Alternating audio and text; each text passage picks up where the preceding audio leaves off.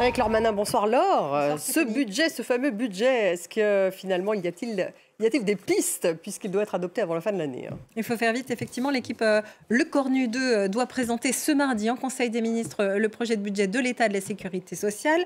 L'objectif, eh bien, c'est toujours le même, réduire le déficit, mais le nouveau gouvernement a déjà assoupli la trajectoire pour 2026 avec un déficit qui pourrait aller jusqu'à 5% du PIB au lieu des 4,7 précédemment mentionnés. Ça laisse une marge de 9 milliards d'euros pour négocier avec les oppositions. Et parmi les revendications, eh bien, toujours celle de la gauche de la suspension de la réforme des retraites de 2023.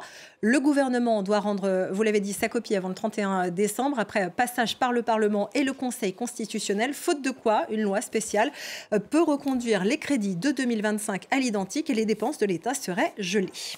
Alors justement, un détail maintenant, un focus sur les usines du groupe Stellantis, Laure, qui marque, elle, un temps d'arrêt, des mauvais chiffres de vente qui poussent le groupe automobile à mettre certaines usines à l'arrêt en Europe. Oui, mauvaise vente, évolution de la réglementation européenne sur le zéro émission en horizon 2035 et puis inquiétude face aux barrières commerciales pour les ventes d'automobiles aux États-Unis. Son principal marché, c'est un cocktail délétère pour le groupe franco-italo-américain Stellantis.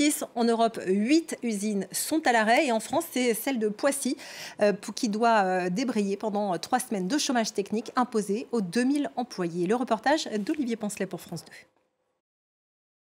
Aujourd'hui, Frédéric Emery devrait être au travail, mais c'est au café qu'on le retrouve. Salut, tu vas bien? Ouais, ça va bien, impeccable. Une formule de politesse, car cela ne va pas si bien que ça. Sans lui demander son avis, il a été mis au chômage partiel. La potion est amère.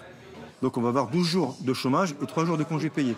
Donc déjà, les 3 jours de congés payés, moi je ne choisis pas d'être en congé au mois de novembre. Moi les congés, c'est quand moi je décide. Donc déjà, on nous vole 3 jours.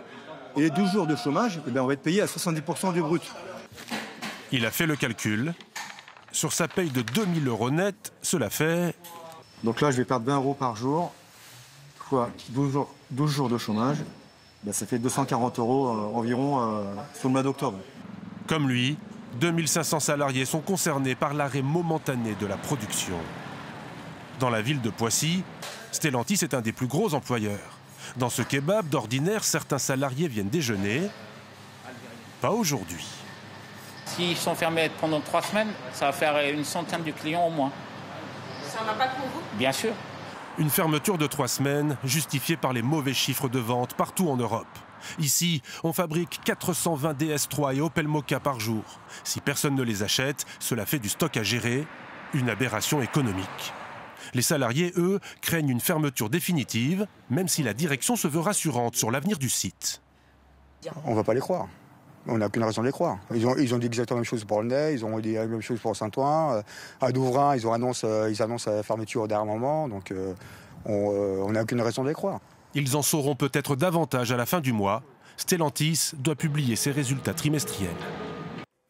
Et puis un mot sur la guerre commerciale entre les États-Unis et la Chine, Laure, et en particulier sur ces fameuses terres rares. Oui, absolument. On ne sait plus très bien où on en est de cette trêve entre les deux premières puissances économiques mondiales. Officiellement, la trêve court jusqu'au 10 novembre, mais dans les faits, c'est moins clair. Donald Trump a déclaré dimanche que les États-Unis ne voulaient pas nuire à la Chine après avoir tempêté et menacé vendredi d'imposer 100% de droits de douane sur les produits chinois. De son côté, Pékin maintient ces nouvelles restrictions à l'exportation de terres rares et d'équipements et s'est abstenu cependant ces derniers jours d'imposer de nouveaux droits de douane sur les produits américains en mesure de rétorsion. Alors en fait, officiellement, la Chine veut éviter que des terres rares chinoises se retrouvent dans des applications militaires à l'étranger et affirme que l'impact de cette décision sera limité. Dans les faits, en réalité, les nouvelles restrictions s'appliquent à 5 catégories de métaux supplémentaires ainsi qu'à tous les équipements liés à l'extraction et à la production, y compris de marques étrangères, dès lors qu'ils utilisent